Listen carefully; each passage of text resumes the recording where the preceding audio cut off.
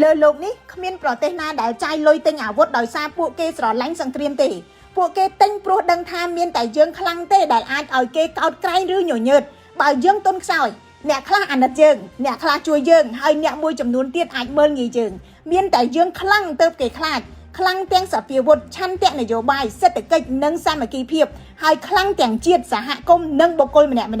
សម្រាប់ប្រទេសមួយក្នុងស្ថានភាពដែលភូមិសាស្ត្រនយោបាយពោពេញដោយការប្រកួតប្រជែងនិងផុយស្រួយប្រសិនបើចង់មានសន្តិភាពលុះត្រាតែប្រទេសនោះអាចការពារខ្លួនឯងបានម្ល៉េះហើយទៅប្រទេសដែលមានធនធានបានគូសវាសទុកមុនរាប់ឆ្នាំចាយលុយរាប់ពាន់លានដុល្លារទិញយន្តហោះចម្បាំងមីស៊ីលនិងសូម្បីតែនាវាផ្ទុកយន្តហោះនោះក៏ព្រោះតែពួកគេដឹងច្បាស់អាវុធអាចការពារសង្គ្រាមប៉ុន្តែអាវុធតែម្យ៉ាងមិនគ្រប់គ្រាន់ទេ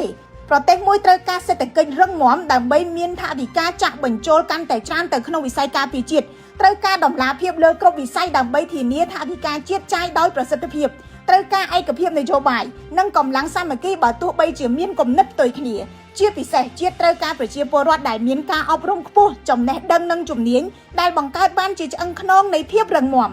គោលការណ៍ដូចគ្នានេះអនុវត្តចំពោះសហគមន៍មួយដែលគ្មានការដឹកនាំខ្លាំងគ្មានធនធានគ្មានឆន្ទៈរួមនិងត្រូវពឹងទៅលើអ្នកដទៃដើម្បីរស់រានប៉ុន្តែសហគមន៍ដែលមានផែនការច្បាស់លាស់ការពារផលប្រយោជន៍ពលរដ្ឋនិងវិនិយោគទៅលើអ្វីដែលត្រូវការនាពេលអនាគតនឹងត្រូវគេអបអរហើយកោតក្រែង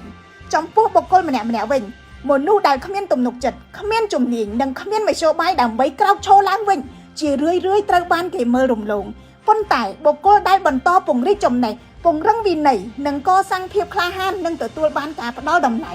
ដូចគ្នាទៅនឹងប្រទេសមួយដែលត្រូវវិនិយោគទៅលើអាវុធដែរបុគ្គលម្នាក់ៗត្រូវតែវិនិយោគលើឧបករណ៍3យ៉ាងជាចាំបាច់នោះគឺការអប់រំជំនាញនិងការតស៊ូអត់ធ្មត់ជារួមប្រទេសខ្លាំងមានអាវុធកងទ័ពនិងសេដ្ឋកិច្ចខ្លាំង